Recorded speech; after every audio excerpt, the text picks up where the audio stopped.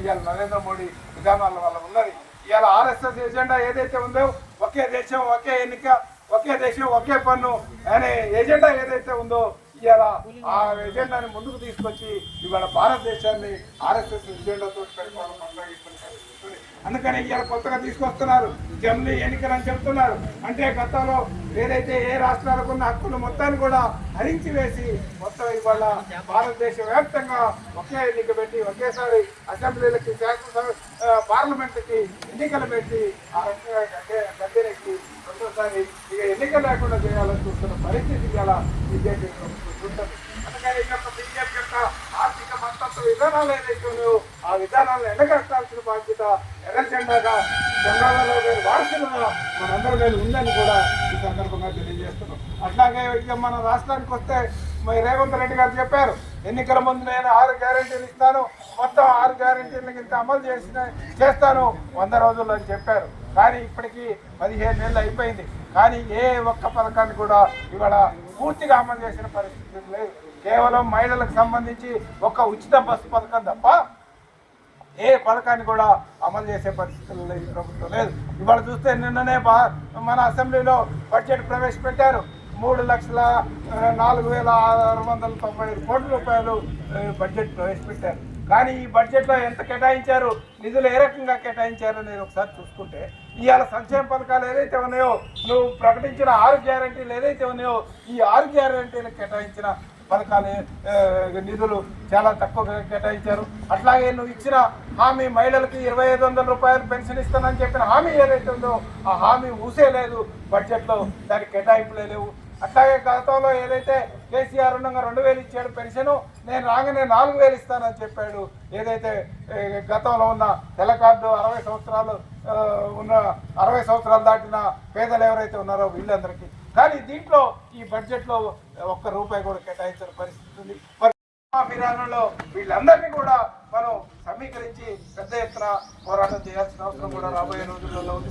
అందుకనే CPM party నిరంతరం కూడా ప్రజా పోరాటాలలో ఉంటుంది. సిపిఎం పార్టీకి ఓట్లు సీట్లు ఓ పార్లమెంట్ సభ్యుడు ఉన్నా లేకపోతే అసెంబ్లీ సభ్యుడు ఉన్నా ఇవన్నీ కూడా మనకు అవసరం లేదు. మనకు ప్రజలే బలం, ప్రజలే మన శక్తి, ప్రజలే మన ఆయుధం. కాబట్టి నిత్యం ప్రజలలో ఉండి ప్రజా సమస్యలు తీసుకొని ఉద్యమాలు చేయడం తప్ప మనకు కాదు. అందుకనే రాబోయే రోజులలో సిపిఎం పార్టీకి పెద్ద ఎత్తున మనం ఉద్యమాలు నిర్వహించినటువంటి నిరుద్యోగుల సమస్యల మీద కానీ అట్లాగే రాష్ట్రంలో జరుగుతున్నటువంటి సంక్షేమ పథకాల మీద కూడా రాబో రోజులలో అనేకమైన పోరాటాలు చేసినప్పుడే మన గంగాధర్ గారికి నిజమైన నివాళులు అర్పించినట్టు తెలియజేసినట్టు రమేష్ గారికి మండల కమిటీ తరఫున మరొకసారి ధన్యవాదాలు తెలియజేస్తూ అట్లాగే కొత్తపల్లి డివిజన్ కార్యదర్శి రెడ్డి గారిని మాట్లాడాల్సిందే కోరుతున్నటువంటి ప్రభుత్వాల చరిత్ర ఏమిటో మనందరి ముందుకి వివరంగా చెప్పారు. గంగాధరరావు గారు ఆయన కష్టపడుతూ టైలరింగ్ చేస్తూ తన కుటుంబాన్ని బతికిస్తూ నాకు తెలిసి 3 కుమారులు అనుకుంటా, ఆడపిల్లలు లేరనుకుంటా. అంత పెద్ద కుటుంబాన్ని ఆ రోజుల్లో పని మీద బతికిస్తూ ఈ ప్రాంతంలో ఒక ప్రజా ఉద్యమాన్ని కమ్యూనిస్టు ఉద్యమాన్ని నిర్మించడం అంటే ఆ రోజుల్లో ఈ రోజుల్లో మనం కూర్చున్న ఒక తేలికైన పని కాదు. ఆ రోజు ఒక ఇద్దరు రహస్యంగా దేనికోసం కూర్చున్నా కానీ ఆ ఇల్లు తగబడిపోయినట్టు. ఒకసారి మనోళ్ళంతా కల్లూరు మండలం కప్పలపల్లి గ్రామంలోనూ ఒక మీటింగ్ పెట్టుకుంటే వాళ్ళు మీటింగ్ పోయే లోపల ఆ ఇల్లు తగలబడిపోయి అక్కడ భోజనాలు కూడా వండకుండా చేసినటువంటి పరిస్థితి. అట్టాటి రోజుల్లో గంగాధరరావు గారు లాంటి నాయకులు ఈ ప్రాంతంలో ఉద్యమాన్ని నిలబెట్టారు. అంటే దేనికోసం నిలబెట్టారు? పేద ప్రజలు దోపిడీకి ఆనాడు భూస్వామి సమాజంలో శ్రమజీవుల్ని దోపిడీ చేస్తున్నటువంటి వాళ్ళకి వ్యతిరేకంగా కూలీ రేట్లు కానీ పాలేర్ల జీతాల మీద కానీ ఇతరత్ర సామాజిక అంశాల మీద కానీ పోరాటం చేస్తున్నటువంటి రోజులు. ఆనాడు కరుడుగట్టినటువంటి కులం దోపిడీ ఉన్నటువంటి రోజుల్లో వెంగళరావు గారి నియంతృత్వం ఉన్నటువంటి ఈ ప్రాంతంలో ఇక్కడ పార్టీని నిర్మించడం అంటే వారికే చెల్లింది. అందుకోసం గంగాధరరావు గారి లాంటి నాయకులకి ఈ రోజు వరకు కూడా మనం వర్ధంతి కార్యక్రమాలు జరుపుకుంటా ఉన్నాం. ఎందుకంటే ఈనాడు వచ్చినటువంటి రాజకీయాల్లో రోజొక పార్టీ మారుతున్నటువంటి పరిస్థితి. దేనికోసం మారుతున్నారంటే గతంలో టీఆర్ఎస్ 2000 సంవత్సరంలో ప్రారంభమైనటువంటి టీఆర్ఎస్ ఈ ఉమ్మడి ఆంధ్రప్రదేశ్లో తెలంగాణ ప్రాంతాన్ని దోచుకుంటున్నారు, మన హక్కులని కొల్లగొడుతున్నారని చెప్పి ముందుకు వచ్చినటువంటి ఒక ప్రాంతీయవాదాన్ని, తర్వాత వచ్చినటువంటి 2014లో అది అధికారంలోకి వచ్చిన తర్వాత అంతకుముందు కాంగ్రెస్లో టీడీపీలో ఉన్నటువంటి నాయకులంతా కూడా టీఆర్ఎస్లో చేరారు. ప్రభుత్వం వచ్చిన తర్వాత ఎందుకు మారారంటే అభివృద్ధి కోసం మారారని చెప్పారు. ఆ తర్వాత ఇప్పుడు 10 సంవత్సరాలు గడిచిన తర్వాత మళ్ళీ కాంగ్రెస్ ఈ పాలన బాగలేదు, తెలంగాణ ప్రాంతం దోపిడీకి గురి కాలేదనుకుంటున్నారు, మరి ఏం చేశారు, ఇప్పుడు వీడు మోసం చేసిండని చెప్పి మళ్ళీ కాంగ్రెస్ అధికారం కట్టబెట్టారు. గతమంతా కాంగ్రెసే పరిపాలన చేసింది. అప్పుడు కేసీఆర్ లాంటి ప్రాంతీయవాది వచ్చినప్పుడు కాంగ్రెస్ ఓడించి టీఆర్ఎస్ని గెలిపించారు. తర్వాత ఇప్పుడు మళ్ళీ కాంగ్రెస్ని గెలిపించారు. ఇప్పుడు రమేష్ గారు చెప్పారు బడ్జెట్ ఏ విధంగా ప్రవేశపెట్టారు. ఇప్పుడు కాంగ్రెస్ వచ్చిన తర్వాత వీళ్ళంతా ఎక్కడున్నారు, మళ్ళీ కాంగ్రెస్లో చేరారు. దేనికోసం చేరారంటే అభివృద్ధి కోసం. టీఆర్ఎస్లో చేరినాడు అభివృద్ధి కోసమే, కాంగ్రెస్లో చేరినాడు అభివృద్ధి కోసమే. కానీ మనందరి పరిస్థితి ఎక్కడ ఉన్నాయి? ఇవాళ తినడానికి తిండి లేనటువంటి పరిస్థితులు ఉన్నాయి. విద్య చదువుకునే పరిస్థితి, వైద్యం చేసుకునే పరిస్థితి. పెట్టిన బడ్జెట్లో కానీ ఏ ఒక్కరికి న్యాయం జరగదని సెలవిచ్చినటువంటి సత్యనారాయణ రెడ్డి గారికి మండల సిపిఎం పార్టీ తరఫున ప్రత్యేకమైన ధన్యవాదాలు తెలియజేస్తూ, అట్లాగే మిత్రులు మోసెట్ వెంకటేశ్వరరావు గారు రిటైర్డ్ ఎంప్లాయీ, అందులో కవి, వారిని మాట్లాడవలసిందిగా కోరుతున్నారు. పనిపల్లి మండలంలో ఉద్యమాన్ని సాగిస్తున్నారు. కానీ ఎర్రజెండా ఉద్యమం ఎటువైపు ప్రయాణం చేస్తుంది? ఏం చేస్తుంది? ఎర్రజెండా ఈ జిల్లాలో, ఈ రాష్ట్రంలో, ఈ దేశంలో ఒక 100 సంవత్సరాల సంధి పూర్తి కావాల్సిన సందర్భం. అది అంకెలు 1, 2, 3 అయినా ఒక 100 సంవత్సరాలు కావాలి.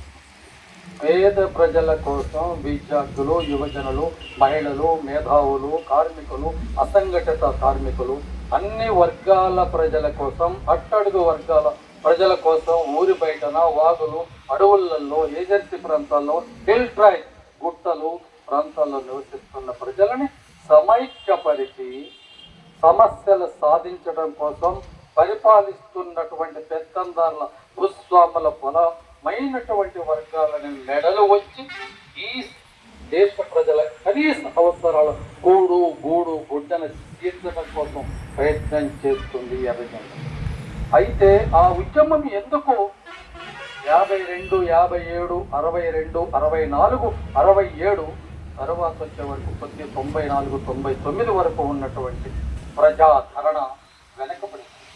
దీనికి కారణం పార్టీ అగ్రశ్రేణ నాయకత్వం రీసెర్చ్ అండ్ రిఫరెన్స్గా తీసుకొని ఈ భారతదేశంలో ఉన్నటువంటి ఎర్రజెండాలన్నింటినీ సైద్ధాంతిక విభేదాలను పక్కన పెట్టి ఒక సమస్యను సాధించడం కోసం ఈ ప్రజల 142 కోట్ల నుంచి 143 కోట్లకు ప్రయాణం చేస్తున్న మనం, ఒక 100 కోట్లు ఓటర్లు ఉన్నటువంటి మనం, వివిధ కులాలు, మతాలు ఉన్నటువంటి, ఆచార వ్యవహారాలు, సాంప్రదాయాలు ఉన్నటువంటి, వివిధ ప్రాంతాలలో వివిధ పంటలు, తినుబండారాలు స్వీకరిస్తున్నటువంటి ప్రజలు మన భారతదేశంలో ఉన్నారు. ఈ ప్రపంచం మొత్తం ఒకవైపుగా ఉంటే భారతదేశం యొక్క ఆర్థిక వ్యవస్థ కానీ, ఆచార వ్యవహారాలు కానీ, తినే తిండి నుండి కానీ, కట్టే బట్ట నుంచి కానీ, మాట్లాడే మాట నుంచి కానీ ఒక ప్రత్యేకతను సంతరిస్తుంది. ఇక్కడ విశ్వాసం, నమ్మకం ఉంది. ఆ విశ్వాసం, నమ్మకంతోనే నిరక్షరాస్యులు ఎక్కువ ఉన్న రోజులలో కూడా ఎర్రజెండా ఉద్యమం ముందుకెళ్ళగలిగింది. అక్షరాస్యత పెరిగిన రోజులలోనే ఈ రోజులలో ఎర్రజెండా ఉద్యమం కొద్దిగా వెనక్కి వస్తుంది. కాబట్టి వేలాది మంది ఎర్రజెండా చేతపట్టుకున్నటువంటి వాళ్ళు వివిధ దాడులకు గురయ్యారు, అరెస్టులు అయ్యారు. స్వాతంత్ర ఉద్యమం ఒక పక్కన జరుగుతుంది, ఎర్రజెండా ఉద్యమం మరో పక్కన జరిగింది. ఆ సమయంలోనే కొన్ని 100,000 మంది, లక్షలాది మంది త్యాగార్పణతో స్వతంత్రం వచ్చిన తర్వాత కూడా ఎర్రజెండా ఉద్యమం ముందుకు కొనసాగుతుంది. కనుక ఇది ఈరోజు కొన్ని ప్రాంతాలలో అధికారంలో కొనసాగిన, అది ఈరోజు అధికారంలో పోయిందన్నా, జరుగుతున్నది ఏంటంటే, ఒకనాడు గ్రాడ్యుయేట్ ఎలక్షన్లలో, టీచర్ ఎలక్షన్లలో మిగతా పార్టీల వారు సానుభూతి పరులు పోటీ చేయాలంటే ఇబ్బంది పడ్డటువంటి పరిస్థితుల నుంచి ఇవాళ వామపక్ష భావాజాలం కలిగినటువంటి వ్యక్తులు పోటీ చేసి మనం గెలవలేము అనేటటువంటి ఒక ఓటమి నుంచి అయినా ధైర్యంగా ముందుకెళ్దాం, మన భావాజాలను పెంపొందిద్దాం అనేటువంటి అభిప్రాయంలో ఉన్నారు కామ్రేడ్ చలమాల గంగాధరరావు గారు. ఈ ప్రాంతంలో సూర్యనారాయణ గారు వారసత్వం తీసుకొని 75ను కాంగ్రెస్ పార్టీ నుంచి బయటికి వచ్చి ఎర్రజెండాను ఉద్యమాన్ని స్థాపించారు. అప్పుడు ఇటుముద్దుల జానయ్య గారు, వేముల నాగేశ్వరరావు గారు, మావేళ్ల వెంకటేశ్వరరావు గారు, కండే సత్యం గారు, లంకసాగర్ ఈ ప్రాంతాలలో ఎర్రజెండా ఉద్యమం ఉంది.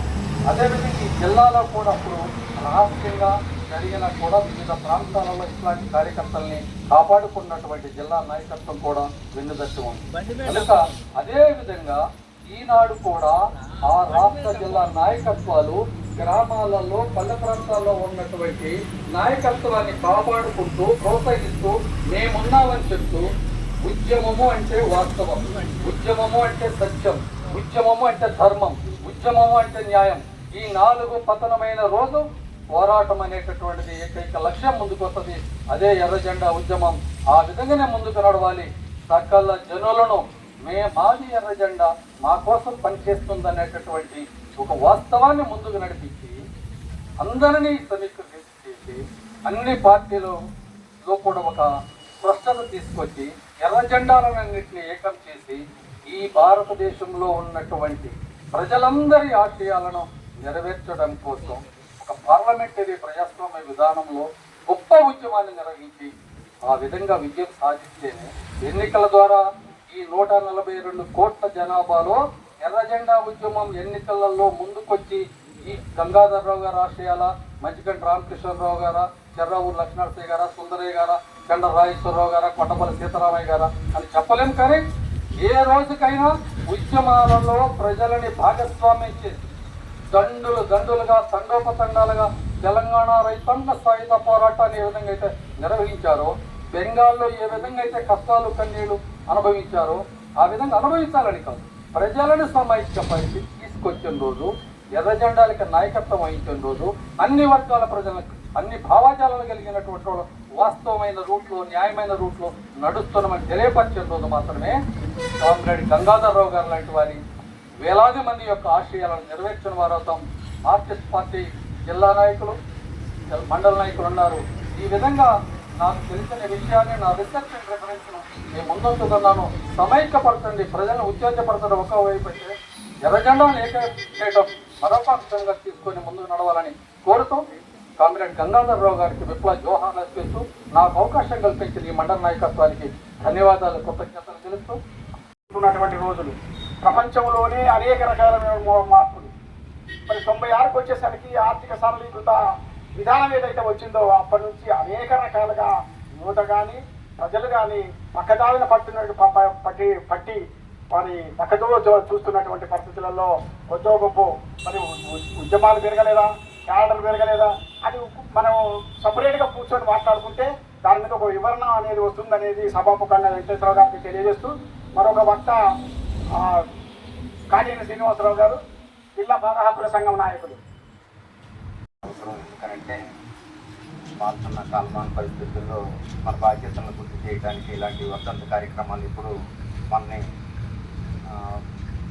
మన కర్తవ్యాలని, మన బాధ్యతల్ని గుర్తు చేయడానికి ఉపయోగపడింది.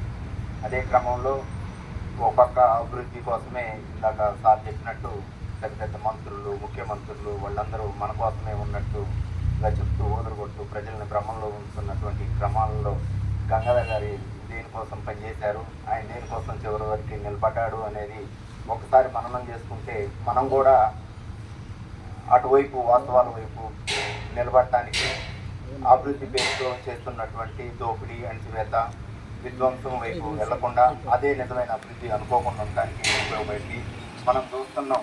మనకు తెలియకుండానే మనని నిర్వీర్యం చేస్తున్నటువంటి పరిస్థితులు ఉన్నాయి. వెలగపండు ఒకసారి మన పొట్టలోకి పోయిన తర్వాత లోపల ఉన్నటువంటి గుడ్డు తెలియకుండా ఎట్లా మామూలుతో ఇవాళ ప్రజలు వందల సంవత్సరాల నుంచి పోరాడి సాధించుకున్నటువంటి హక్కులన్నింటినీ నిర్వీర్యం చేయడమే ఇవాళ పాలకులు చేస్తున్నటువంటి పని. అవి కార్మికులు 100 ఏళ్ళు సాధించుకున్నటువంటి అనేక కార్మిక చట్టాలన్నింటినీ రద్దు చేసి పక్కన పెట్టి లేబర్ కోడ్ పేరుతో తీసుకొస్తున్నారంటే కార్మిక వర్గాన్ని మొత్తం నిర్వీర్యం చేసి వాళ్ళని మధ్యయుగాల్లోకి నెట్టేటటువంటి కార్యక్రమం. అట్లే రైతాంగానికి సంబంధించిన వ్యవసాయ చట్టాలు తీసుకొచ్చి రైతాంగం సాధించుకున్న హక్కులు కూడా నిర్వీర్యం చేయడం, ఇట్లా మొత్తం అన్ని వర్గాల ప్రజల యొక్క హక్కుల్ని నిర్వీర్యం చేసి ప్రజల్ని బానిసలుగా మధ్యయుగాల్లాగా తయారు చేసేటటువంటి ఒక వ్యవస్థని తయారు చేయడానికి వాళ్ళ పాలక వర్గాల ఈ కేంద్ర రాష్ట్ర స్థాయిలో ఉన్నటువంటి అన్ని పార్టీలు ఒక ఎజెండాగా తీసుకొస్తున్నాయి.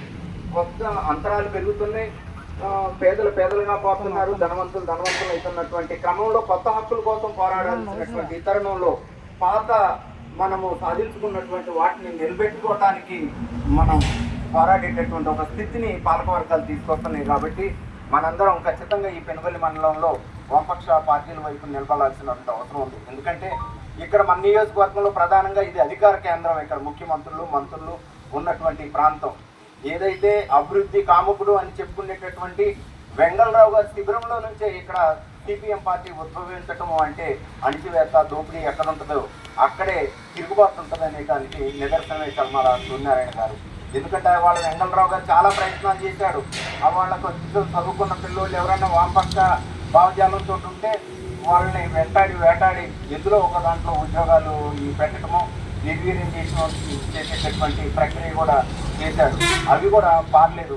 మన పక్కనే ఉన్నటువంటి ఎడ్లబంజల్లో వెంకటేశ్వరరావు గారు ఊర్లోనే సేతయ్య గారు కాస్త వామపక్ష ఆయన భావజాలంతో ఉంటే చదువుకున్న యువకుడు. అప్పటికే ఇంకా చల్మాల సూర్యనారాయణ గారు బయటకు వచ్చిండో రాలేదో తెలియదు, కానీ ముందే చల్మాల సూర్యనారాయణ గారికి ముందే ఇక్కడ వామపక్ష భావజాలం కోసం ప్రయత్నం చేసినటువంటి చాలామంది ఉంటే వాళ్ళకు ఉద్యోగాలు కూడా ఏదో వాళ్ళ అగ్గిపెట్టి మీద రాసి జిల్లా పరిషత్ పంపిస్తే ఉద్యోగాలు ఇచ్చేటటువంటి పరిస్థితి.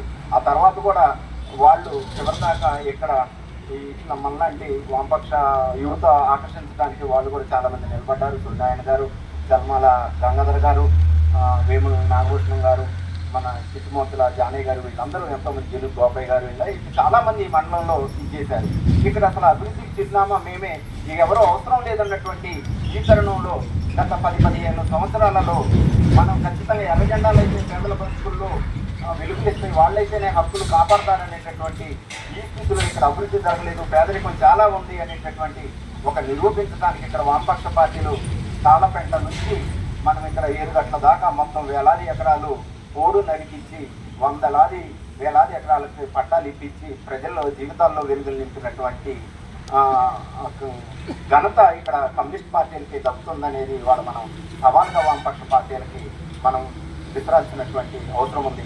అంటే ఖచ్చితంగా వాళ్ళు ఎన్ని అధికారాలు ఏదున్నా ప్రజల బాగుల కోసం కాకుండా వాళ్ళ వర్గం యొక్క ధనిక వర్గం యొక్క అభివృద్ధి కోసం పాటుపడతారనేది తెలుసుకొని మనం అటువైపుగా ఉండాలా, ఇట్లా నిలబడాల్సినటువంటి అవసరం, ఈ ఎర్ర జెండాలను కాపాడుకోవాల్సిన అవసరం మనందరి మీద ఉందని తెలియజేస్తూ, అంటే మార్క్సిజం అంటే అమరం, లెనినిజం అంటే అమరం, అజేయం అంటే అమరం. అదే రకంగా ఈనాడు చలమాల గంగాధరరావు గారు ఎవరైతే ఉన్నారో వారు అమరజీవి. చనిపోయి 14 సంవత్సరాలు అయినప్పటికీ కూడా ఈనాటికి ఆయన తీసుకున్నటువంటి నిర్ణయాలు ఏవైతే ఉన్నాయో ఆ నిర్ణయాలు ప్రజా సంక్షేమానికి ఉపయోగపడేటటువంటి కార్యక్రమాలు కాబట్టి ఆ కార్యక్రమాలనే ఆచరణ చేయడం కోసం ఈనాడు ఇక్కడ ఎంతమంది సమావేశం అవుతారు. ఈ సమావేశాలకి చాలా చరిత్రాత్మకమైనటువంటి విషయం ఉంది. మరి దానిని నడిపించడానికి వారి పుత్రులుగా జన్మించినటువంటి చల్మాల విఠల్ గారు కానీ, అదేవిధంగా చల్మాల నరసరావు గారు కానీ ఈ కార్యక్రమాన్ని వర్ధంతికి జయంతికి కాకుండా సంవత్సరం పొడుగుతా చక్కటి ఆయన యొక్క చల్మాల గంగాధర్ గారి యొక్క ఆశయాలు ఏవైతే ఉన్నాయో వాటన్నిటినీ నిత్యం ప్రజల్లో ఉండేటట్టుగా ఏదైనా ఒక కార్యక్రమం తీసుకోవాలనేది నా యొక్క చిన్న విజ్ఞప్తి. మరి ఇక కమ్యూనిజం గురించి చెప్పాలంటే ఎక్కడైతే సమస్య ఉంటుందో అక్కడ నిలబడతారు, ఇది వాస్తవం. మరి అదే రకంగా చలమాల గంగాధరరావు గారు ఎవరైతే ఉన్నారో వారు ఆనాడు ఈ ఉద్యమానికి ఇక్కడ పునాది వేయడానికి కారణం ఏంటంటే భూస్వామ్య వ్యవస్థ. ఆ భూస్వామ్య వ్యవస్థలో అప్పుడు పడినటువంటి కష్టాలు ఏవైతే ఉన్నాయో ఆ కష్టాలను దృష్టిలో పెట్టుకొని ఆనాడు చలమాల గంగాధరరావు గారు ఈ ఉద్యమాన్ని స్టార్ట్ చేశారు. కాబట్టి ఆ ఉద్యమ నాయకుడికి ఈ వర్ధంతి సందర్భంగా నేను ఘన నివాళులు అర్పిస్తూ వారికి నా యొక్క విప్లవ జోహార్లు తెలియజేస్తూ నాకు ఈ అవకాశం ఇచ్చినందుకు మీ అందరికీ ధన్యవాదాలు. కాంగ్రెస్ పార్టీ నాయకులు వారికి కూడా చలమాల రాజకుమార్ గారు మిగతా అందరికీ ముందుగా మా పెరువేరు మండల కాంగ్రెస్ తరఫున నమస్కారాలు తెలియజేసుకుంటూ, మరి చలమాల గంగాధర గారు మా నాన్నగారు షేక్ జిలానీ గారు మధ్యలో వృత్తిపరమైన స్నేహం కొనసాగింది. మా చిన్నతనం నుంచి నేను గంగాధర గారిని ఎరుగుదును. మరి ఆ రోజుల్లో మా చిన్నతనంలో ఈ టైలరింగ్ షాపులు ఉండేవి కాదు. ఈ బట్టల షాపుల ముందు లేదంటే కొంతమంది అరుగుల ముందు ఇట్లా మిషన్లు పెట్టుకొని కుట్టుకునేవాళ్ళు. అది అప్పుడు మొత్తం పెనుబడిలో ఉండేది. ఈ వ్యవస్థ మొత్తం పెనుబడి, ఈ షాపులన్నీ బంజర్ సెంటర్లో ఉండేవి కాదు, పెనుబడిలో ఉండేవి. ఆ రోజుల్లో ఒక టైలర్కి ఒక షాపుకారి చేతిలో జరిగిన అవమానం వల్ల మరి మనందరం యూనిటీగా ఉండాలని చెప్పి మరి ఆ రోజున చలమాల గంగాధర గారు, వేముల నాగేశ్వరరావు గారు, మరి మా నాన్నగారు జిలానీ గారు వీళ్ళందరూ కూర్చొని మాట్లాడుకొని అదే షాపుకారుతో అతనికి క్షమాపణ చెప్పించి మనమందరం యూనిటీగా ఉంటే ఏదైనా సాధించగలం అని చెప్పి ఆ రోజున ప్రతిభా టైలర్స్ అసోసియేషన్ అని చెప్పి 80వ దశాబ్దంలో స్టార్ట్ చేయడం జరిగింది. ఆ రోజుల్లో బహుశా జిల్లాలోనే ఈ జొప్పల్లి కానివ్వండి, వైరాగంటలో ఎక్కడ టైలర్స్ యూనియన్ లేవు. అటువంటి పరిస్థితుల్లో వెనుపల్లిలో మరి ఈ గంగాధర గారు కార్యదర్శిగా, వేముల నాగేశ్వరరావు గారు అధ్యక్షులుగా మరి ఈ టైలర్స్ యూనియన్ స్టార్ట్ చేయడం జరిగింది. అలా వారు మరి వనభోజనాలు కావచ్చు, ఇంకే రకరకాల అందరూ కలిసి యూనిటీగా ఉండటం, కొన్ని ఎవరైనా పేదవాళ్ళు ఏమైనా ఇబ్బందుల్లో ఉంటే టైలర్స్ వాళ్ళకి ఆర్థిక సహాయం చేయడం, ఇలా కొన్ని కార్యక్రమాలు చేసుకుంటూ ఉన్న తరుణంలో మరి వేముల నాగేశ్వరరావు గారు సిపిఎం పార్టీ పరంగా కొంత సమయం కేటాయించడం కోసం వారి టైలరింగ్ పక్కన పెట్టడం జరిగింది. అదే క్రమంలో గంగాధర గారు టైలరింగ్ ఆపేసి హోటల్ పెట్టుకోవాలి. ఆ పరిస్థితుల్లో ఈ పెనుబలి నుంచి షాపులన్నీ బంజరికి మారే క్రమంలో ఈ టైలర్స్ యూనియన్ కుంటుపడడం జరిగింది. ఆ తర్వాత నేను టైలరింగ్ నేర్చుకొని మేము అందరం షాపులు పెట్టుకొని చేసుకున్న పరిస్థితుల్లో ఈ రేట్లు ఎవరెంత తీసుకున్నారో తెలియదు, ఎవరికి వారు ఏమైనా తీరేలాగా ఉండడం జరిగింది. ఆ పరిస్థితుల్లో మళ్ళీ గంగాధర గారు పిల్లలు పెద్దవాళ్ళు అవ్వడం, వాళ్ళ పెళ్ళిళ్ళు అవ్వడం, ప్రవేశాలు అవ్వడం వల్ల కాస్త టైంపాస్ కోసం మళ్ళీ ఆ హోటల్ ఆపేసి పూర్తిగా మళ్ళీ టైలరింగ్ పునః ప్రారంభించడం జరిగింది. అలా ఆ క్రమంలో ఆయన గారు మమ్మల్ని అందరినీ పిలిచి, బాబు మనందరం ఇలా ఎవరికి వారు ఏమైనా తీరేలాగా ఉంటాం కాదు, మనం ఒక యూనిటీగా ఉంటే ప్రభుత్వం నుంచి వచ్చే పథకాలు కావచ్చు, మరి మనలో మనకి ఏమైనా సహాయాలు చేదుడు వదులుగా ఉంటాం, ఒకరికొకరు సహకరించుకుంటూ ఉండొచ్చు అని చెప్పడం జరిగింది. అలా వారు చెప్పడం, వారి సూచనల మేరకు మేమందరం కలిసి కూర్చొని యూనియన్ మళ్ళీ పెనుబలి మండల యూనియన్ 2006-2007 ప్రాంతంలో ప్రారంభించడం జరిగింది. అప్పుడు గంగాధర గారు అధ్యక్షులుగా, నేను ఉపాధ్యక్షులుగా యూనియన్ స్థాపించడం జరిగింది. ఆ క్రమంలో అప్పటి వరకు గంగాధర గారు నాకు తెలుసు, మామయ్య గారు అంటే అల్లుడు గారిని పిలిచేవారు, అలా ఉండే తప్ప ఎక్కువ సాన్నిహిత్యం లేదు. ఆ యూనియన్ తర్వాత చిన్నగా వారితో మాట్లాడటం, ఏదైనా యూనియన్ విషయంలో వాళ్ళ దగ్గరికి కలవటం అలా జరిగేది. ఏదన్నా ఒక సందర్భంలో నేను ఆయనతో కలవడానికి వెళ్ళినప్పుడు ఆయన కొంచెం బిజీగా ఉండి అల్లుడు గారు ఒక 10 నిమిషాలు కూర్చొని మాట్లాడతా అన్నారు. ఆ క్రమంలో ఏం చేశారంటే అక్కడ పేపర్ ఉంటే పేపర్ చదువుతా అని చెప్పి తీసుకుని పేపర్ చదువుతున్నా. పేపర్ చదివిన తర్వాత ఆయన గారు వచ్చి అల్లుడు గారు ఏం చదివో పేపర్లో ఏముంది విషయాలంటే, మాకు పేపర్ చదవడం ఏంటి, స్పోర్ట్స్ పేజీ, సినిమా పేజీ, ఈ తప్ప ఇక వేరే విషయాల గురించి మనకు సంబంధం లేదు. అయితే ఇది చిరంజీవి ఫస్ట్ సినిమా చదువుతున్న మామయ్య గారు, మరి ఇలా అంటే ఇది కాదు నాన్న చదవాల్సింది పేపర్లో, ఇది ఎడిటోరియల్ మరి ఈ పేపర్ యొక్క భావజాలం ఇలా ఉంటుంది, ఇది ప్రజల సమస్యలు అని చెప్పి వివరించడం జరిగింది. ఇవే కాదు, ఎన్నో విషయాలు ఆయన గారు చదివిన పుస్తకాల్లో మరి ఎన్నో విషయాలు నాతో చర్చించేవారు. అలా సోవియట్ రష్యా స్వతంత్రం కావచ్చు, మరి ప్రతి విషయాన్ని ఆయన గారు అర్థం చేసుకొని మాకు అర్థమయ్యేటట్టు చెప్పేవాళ్ళు. అలా ఆయన గారి నుంచి నేను ఎంతో నేర్చుకున్నా, ఎంతో స్ఫూర్తి పొందా. మరి అటువంటి వ్యక్తితో సాన్నిహిత్యం నాకు కొద్ది కాలానికే ముగిసింది. 2006 నుంచి 2011 దాకా 5 ఏళ్లలో మేము ఇద్దరం కలిసి మరి మా టైలర్స్ యూనియన్ సమస్యలు ఎన్నో మాట్లాడుకునేవాళ్ళం. ఆ క్రమంలో జిల్లా నాయకత్వంతో కూడా మేము టచ్లో ఉండేవాళ్ళం. జిల్లా నాయకులైనటువంటి షేక్ జానీ గారు, పులికృష్ణ గారు వారు మమ్మల్ని ఆహ్వానించినప్పుడు మేము జిల్లా మీటింగ్ కూడా అటెండ్ అయ్యాను. అప్పుడు ఈ టైలర్స్ యూనియన్కి ఏం అవసరం, టైలర్లకు ఎలా ఏంటంటే మనకి టైలర్స్ వెల్ఫేర్ బోర్డు అవసరం అని చెప్పి గంగాధర్ గారు సూచించడం, మరి వారు అక్కడ నుంచి రాష్ట్ర నాయకత్వాన్ని సూచించడం. అలా మరి ఎమ్మెల్సీ గిడుగు రుద్రరాజు గారు అనుకుంటా, నాకు గుర్తులేదు, ఆయన గారితో మా రాష్ట్ర నాయకత్వం అప్పుడు ముఖ్యమంత్రి అయినటువంటి రాజశేఖర రెడ్డి గారిని కలిసి మరి మా సమస్యలు టైలర్స్కి ఇలా ఇబ్బంది పడతా ఉన్నాం, ఇది పరిస్థితి అని చెప్పి కొన్ని వివరాన్ని ఇవ్వడం జరిగింది. ఆ క్రమంలో రాజశేఖర రెడ్డి గారు అసలు ఈ టైలర్స్ ఎంతమంది ఉన్నారు, ఏం చేస్తున్నారు, వీళ్ళకి ఏం పథకాలు ఇవ్వచ్చు అని చెప్పి మరి ఆయన ఒక సర్వే నిర్వహించారు. ఆ సర్వేలో దాదాపు ఎస్సీ ఎస్టీ బీసీ మైనారిటీ కులాలకు సంబంధించిన 90 కులాల వారు ఈ టైలింగ్ వృత్తిలో కొనసాగుతున్నట్టు తెలిసింది. అందులో భాగంగా ఉమ్మడి ఆంధ్రప్రదేశ్లో దాదాపు ఈ టైలరింగ్ మీదనే బతికే వాళ్ళు 80 లక్షల మంది ఆధారపడి బతుకున్నట్టు నివేదిక వచ్చింది. అప్పుడు ఆయన గారు టైలర్స్ వెల్ఫేర్ బోర్డు అసోసియేషన్ ఏర్పాటుకు మరి అప్పటి బీసీ వెల్ఫేర్ బోర్డుకి బోర్డు అధికారి అయినటువంటి సునీత ఐఏఎస్ గారికి పిలిచి మరి ఇలా ఈ టైలర్స్ వెల్ఫేర్ బోర్డు మనం ఏర్పాటు చేయాలని చెప్పడం జరిగింది. అలా జీవో ఇచ్చిన కొంతకాలానికి మరి ఇక్కడ కార్మిక శాఖ మంత్రి అయినటువంటి రామిరెడ్డి వెంకటరెడ్డి గారి సన్మానం కూడా మేము ఖమ్మంలో ఘనంగా చేయడం జరిగింది. ఆ తర్వాత కొంతకాలానికి అసెంబ్లీ ఎలక్షన్ రావడం, ఆ తర్వాత మరి రాజశేఖర రెడ్డి గారు మరణించడం, దాంతో ఈ టైలర్స్ వెల్ఫేర్ బోర్డు అనేది మరి ఆగిపోయింది. ఇప్పటి వరకు కూడా దాన్ని ఊసి లేకుండా పోయింది. ఇక ముందు గంగాధర్ గారు ఎప్పుడు ఎక్కడ ఏ విషయంలో మాట్లాడినా కానీ టైలర్స్ ఈ వెల్ఫేర్ బోర్డు గురించి లేదా మన మండల టైలర్స్ యూనియన్ గురించి ఇలా మాట్లాడుతూ ఉండేవారు. వారితో ఉన్నటువంటి అనుబంధం మరి చాలా అనతికాలమైనప్పటికీ నాకు ఎంతో మధురమైన జ్ఞాపకంగా నేను గుర్తు చేసుకుంటూ ఉంటాను. మరి ఈ కార్యక్రమానికి ఈ 14 సంవత్సరాల నుంచి ఈ కార్యక్రమాన్ని నిర్వహిస్తున్న సిపిఎం మండల కార్యదర్శి మండల కమిటీ వారికి మరి ఈ కార్యక్రమాన్ని నాకు నేను ఆహ్వానించిన మరి మీ అందరికీ హృదయపూర్వక ధన్యవాదాలు తెలియజేసుకుంటూ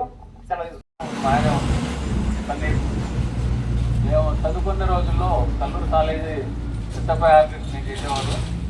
మా పిల్లలతో పాటు గంగాధర్ గారు సూచనలు సలహాలు ఇచ్చేది.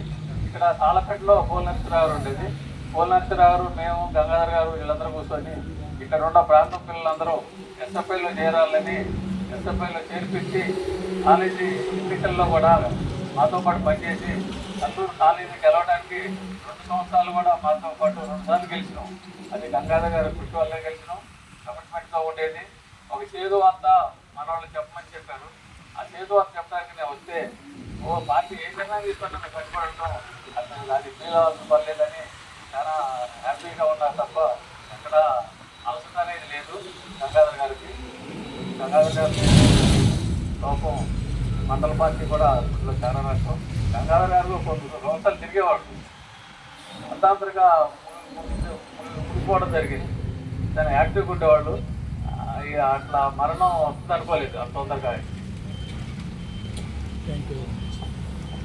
శ్రీనివాసరావు గారు చెప్పినట్టు భూ పోరాటాలు ఒక 8 కేంద్రాల్లో సిపిఎం పార్టీ నాయకత్వాన